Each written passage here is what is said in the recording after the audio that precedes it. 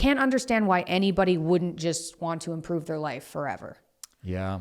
Okay. So I'll give you a nutshell of my thinking. If there's anything interesting you want to go deeper on, we can.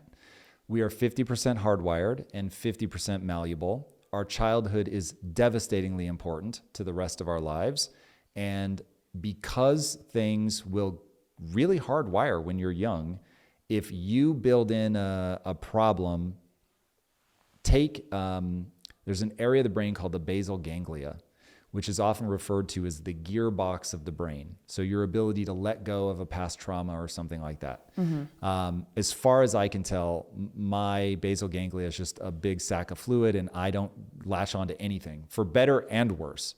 It makes some parts of my life better. It makes some parts of my life worse. But I never get stuck in anything because I can just let go of whatever and move on. But the bad news is it means I can't hold on to things that I want to hold on to. So I have to constantly reinforce something. If I want to remember it and use it, I've got to reinforce. Oh, interesting. Or it will just okay, I feel like I'm disappear. kind of similar to that. And let me be very clear to people that actually understand the brain. I'm obviously oversimplifying. I'm just giving people landmarks so they can sort of follow the logic. Okay, so if something happens to you by nature and you just already have a stiff gearbox, and then trauma occurs and you hardwire that, no, this stimulus really does mean bad thing. And so now you've got the double whammy of, I'm just naturally not able to let things go. And I've now had this trauma that reinforces that I shouldn't let it go because this is really dangerous. And so now you meet them again in their 40s and they've just lived by that. So they've literally hardwired. It's a process called myelination.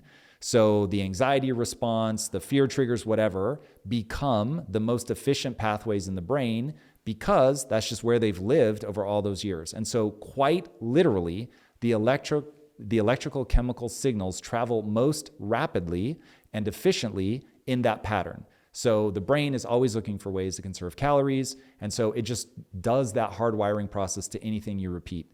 So if you now meet that person in their 40s, then they're like, I know what to do. I'm in pain. I want to change, but they go to change and that gearbox is just stuck.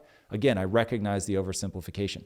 But when you encounter somebody like that and use that metaphor, you're going to be like, oh my God, yes, this is exactly what it's like. They can tell me all the things they should do. They can tell me how badly they want to do it. They can tell me how much pain they're in for not doing it. And then they just won't do it for year after year, decade after decade, crying about it, having the same conversation. They can't do it.